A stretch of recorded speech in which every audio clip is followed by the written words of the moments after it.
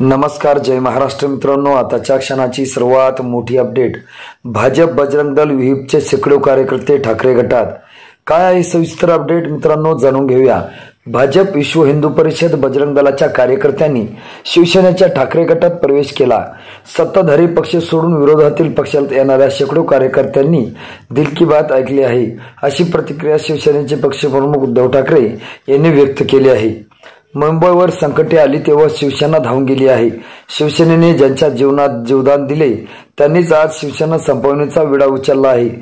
प्रभू राम, भगवान श्रीकृष्ण, छत्रपती शिवाजी महाराज या सर्वांचा भगवा एकच आहे, पण त्यांनी भगव्यातही भेद केला आहे।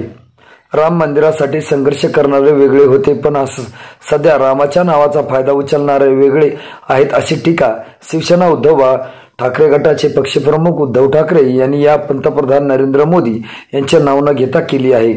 उत्तर मुंबईतील भाजपाचे जिल्हा सचिव प्रदीप उपाध्याय यांनी ठाकरे गटात प्रवेश करताना भाजपवर टीका केली। मंदिर अपूर्ण असताना मूर्ती प्राण प्रतिष्ठा करू नये असं जगद्गुरू शंकराचार्य हे जाहीर सांगत आहे, पण राजकीय स्वार्थापोटी मूर्ती प्राण प्रतिष्ठा करण्याचा अट्टहास केला जात आहे।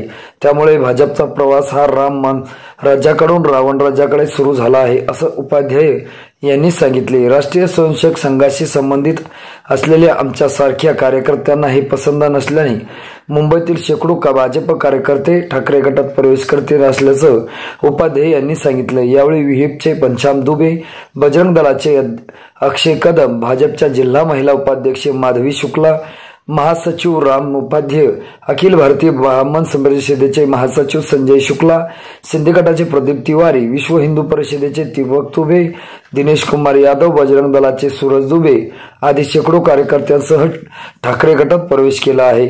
मित्रांनो, तुम्हाला काय वाटतं? तुमची प्रतिक्रिया आम्हाला नक्की कळवा। भेटूया पुढच्या व्हिडिओमध्ये। तुर्तास धन्यवाद।